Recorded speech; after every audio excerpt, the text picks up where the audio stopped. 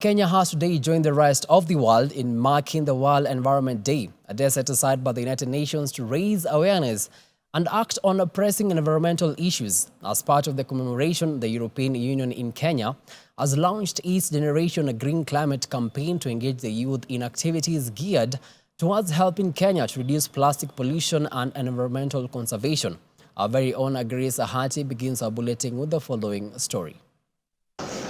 As Kenya today marked the World Environment Day, the European Union in Kenya (EU) launched its Generation Green Climate campaign geared towards highlighting its climate priorities and engaging young Kenyans in positive conversations on unlocking opportunities in the green economy.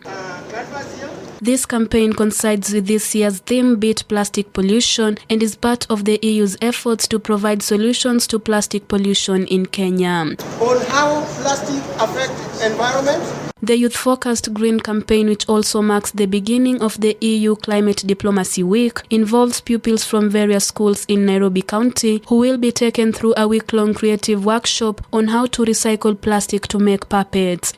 Today, the pupils were taught how to make puppets from plastic waste as a way to promote green transition. They also got a chance to watch an environmental conservation puppet show titled Leo's Search for a New Home. Speaking during the event, European Union Ambassador to Kenya Henrietta Geiger noted that the EU is committed to supporting Kenya to transition to a green economy and mitigate the effects of climate change. The European Union has been a global leader in trying to address climate change, mitigation and adaptation. And our priority for our cooperation in Kenya is to support the transition of Kenya to a green economy and a green future. And this is not just about saving the planet. It's very much about creating sustainable jobs and livelihoods, and to help Kenya, of course, to mitigate and adapt to the changes that are coming due to what the climate is going through right now.